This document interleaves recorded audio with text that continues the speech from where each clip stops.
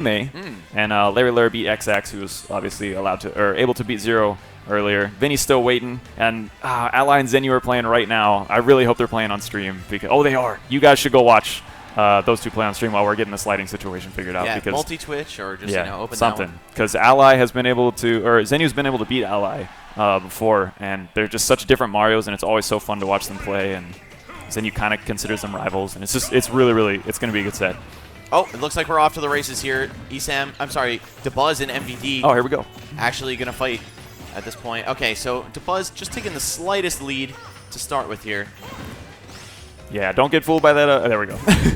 All right. So, yeah, MVD kind of got a little bit of stage control. Gives it up, though. Oh, no, he doesn't actually give it up. That's a really cool trick that Diddy players actually can do. They can walk all the way to the ledge and then run back and, like, forward air, like just a short hop fair, and it's so hard to react to. Gives a nice illusion that they're, like, walking away from you. But in reality, they've still got the advantage. Yeah, Diddy Kong's forward air just an absolute staple of his game. But it kind of gets shut down by a character like Rosalina because when Luma hasn't taken damage, the forward air doesn't send her very far. And then you can just have Rosalina sitting in the back waiting to whiff punish the fair. Okay, MVD trying to fight his way back to stage. Actually, that was a perfect flip kick. If he could have continued that string or if the Smashville platform wasn't there, that would have been so beneficial to him. But, because he's not able to do it, the back air seals it out for Dabuz. And man, Luma's knockback values are so ridiculous. She only does like 3 to 5 damage with every hit, but boy, do they murder you fast. Yeah, it counts. All right, Dabuz just kind of doing bread and butter Diddy edge guards. Just waiting for the kick and reacting based on how high or low he goes and throwing out a move accordingly. Also, his anti-monkey flip game looking very crispy. Yeah, probably prepared a lot for Zero. Very true. And also watching the Kirihara versus Zero set from last week, that was a perfect example of how to play around that side B. Yep. Kirihara with the amazing reactions, allowing him to stuff it every single time. I think one of the biggest reasons Diddy Kong still does so well in a lot of brackets is flip kick is a really difficult move to learn how to punish. And it feels sometimes like it's unpunishable because that kick has like a giant sun-like hitbox. But I feel like when players figure out how to punish flip kick properly, Diddy Kong will kind of drop in the tier list just a little bit. I don't know, man. I've got faith in this character's longevity at the top. I mean, I still think he's an amazing character. Don't get me wrong. He's by no means bad, and he can compete with anybody. It's just I feel like he gets a little tiny bit worse when people start figuring out the tricks behind him. Wow, that was a great edge guard from MVD. Just not letting up at all, and that's kind of that style we were talking about before. MVD really likes to just get up in your face, throw these attacks out, and hope that you get lost in the flurry. Whereas Dabuz, a lot more calm and collected. We're seeing him just try to play that anti-projectile game with gravitational pull. 113%. This is really rough for MVD. He basically can't miss a step, especially if he gets a grab and overcommits. Luma could just be right there to seal out the game. Got to be very careful. Play around that blue star. And MVD taking kind of a patient approach here. Even though he is aggressive by nature, he definitely doesn't want to take any unnecessary risks. That flip kick will seal out Luma's stock at least. Oh, he had the air dodge read, but just misspaced it. That's kind of the luxury you get when you fight against a character with no hitbox on their up B. Yep. A lot of footstools coming out from Dabuz to trick up the landing. That was really smart. Just in time for Luma to come back. I actually think that's crucial against Diddy Kong because he's so dependent on waiting and shield on the ground with a banana. Ooh, wow, that was great. So he allowed Luma to take the hit for the flip kick, which allowed him enough time to actually react with an up smash. Really good stuff. Again, just covering that side B option really limits Diddy Kong at the ledge. Yeah, Dabuz knowing that flip kick is pretty much the best answer Diddy Kong has to Luma, being that it's able to get him in that zone and also sends Luma flying in tumble. Yep.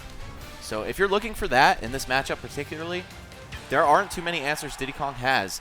However, that's by no means to say that it's heavily in Rosalina's favor or even in her favor at all, because there are so many other factors that influence this matchup. But yeah, dealing with Luma is certainly tough for this little monkey. All right, MVD off to a pretty good start here. Got a lot of damage on Luma. Jesus. Look at that. He hit her like 6 times, and she's nowhere near dead. Oh, there she goes. Flip kick will actually take it. So, and now Dabuz is immediately going to the other side of the stage. The funny thing is, though, is like Dabuz can't really afford to just run away because that allows MVD to pull banana, and you never want to like allow Diddy Kong to just pull it for free. Right, unless you have that anti-banana tech that we've seen all the Rosalina players of the day really exemplifying. Gravitational pull being the most obvious, but also what Dabuz was just doing before with footstooling off of Diddy Kong's head, making sure he's not going to hit that shield haphazardly and just get the easy out of shield punish into whatever. Very true. Wow, gravitational pull using that peanut, but MVD, I should be able to take Luma out here. Yeah, there we go. Kind of struggling there. Yeah. Yeah, Luma always puts up a little bit of a fight. Yeah, Diddy Kong's best answers are, of course, flip kick, as we mentioned, forward smash, and I believe the back hit of down smash. Great weight there for MVD to kind of sniff out that spot dodge, and he's going to take it with down tilt up smash. Sitting pretty comfortable, too. 51% is not terrible against Rosalina as long as he's not killed off the top. And we've certainly seen Rosalina's potential to do that. Yeah, it's absolutely ridiculous. Okay, nice flip kick. Yeah, and another reason that that move is so ridiculous is we were just talking about how, deceivingly safe that flip kick can be. This move is like rock and scissors all in one. I know. You've got to grab, but you can just decide to make it an attack if you want. Just cause. Yeah, it's a great 50-50, and it's really, really hard to react to it unless they throw out the flip kick like preemptively, like the kicking aspect of it. All right. Yeah, you have a while to decide which variant you want to go for. All right, so Dabuz was able to take the first stock with a nice dare. Very well placed, and now he's just looking to wait for Luma to come back before he can start racking up the damage on the second stock. MVD not letting up at all, though. Dabuz not really getting a chance to breathe here. And now that he's got the banana in his hands, he is both a more powerful offensive and defensive presence. Oh, that's what I'm talking about. You can't really miss a step. You can't, just because you hit Luma, or just because you hit Rosalina doesn't mean that Luma's out of the picture. Yeah, in interactions like grabs and knockdowns, Luma is able to act very quickly afterward. It's so weird, too, because you're used to, like, just trying to do hit confirms, right? Like, you get a hit, and it's like, okay, on every single other character, I can follow up very easily. 125%, and the barrels still don't kill. I've seen a lot of Diddy Kongs do that recently against Rosalina. Yeah, blowing themselves up with the barrels. Yes, absolutely.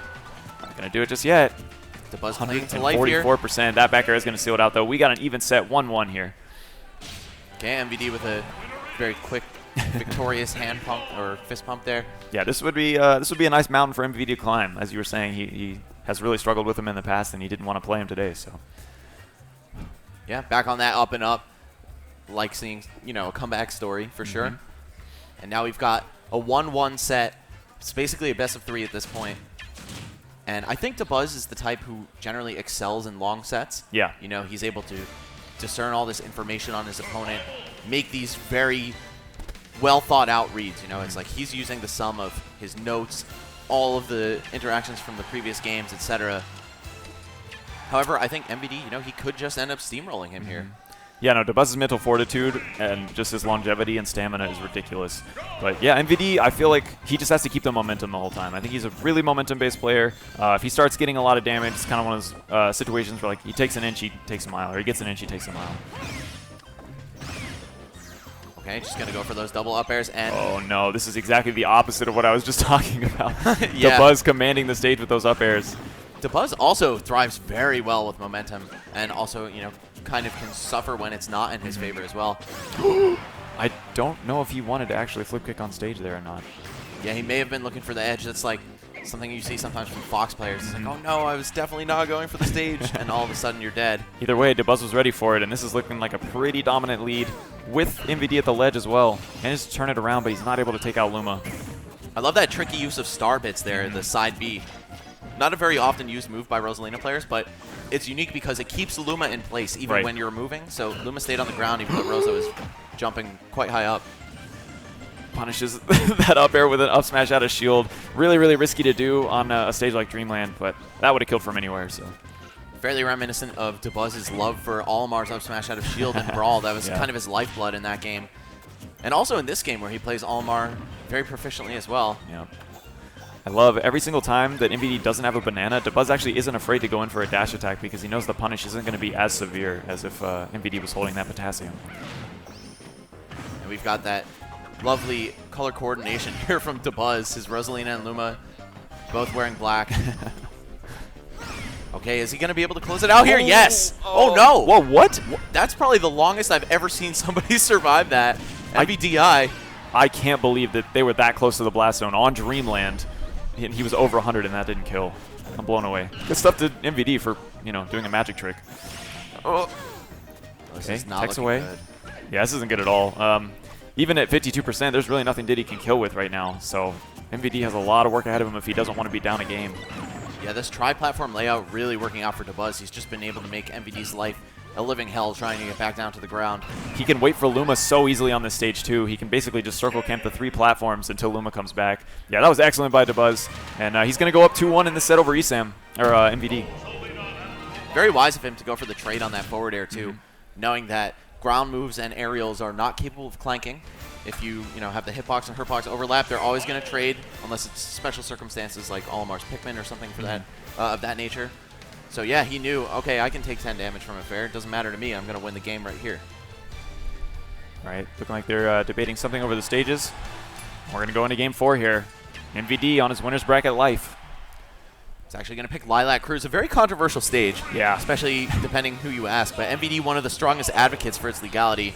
I know he does really like playing on the stage. Let's see how much use he can make out of it. Ooh, right. Very interesting approach. Just runs up and up smashes. Right. Do you think he has any like tech on the stage versus Rosalina, or do you think it's just like a comfortability thing? I think it's definitely a comfortability thing.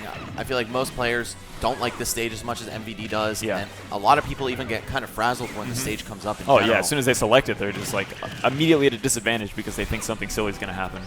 Right, and independent of who it was that picked it, I think Rosalina does kind of struggle to recover on the stage just because her recovery's a little bit finicky sometimes with the angles. This is already looking 10 times better than the Dreamland game. Dabuz doesn't look as comfortable here at all.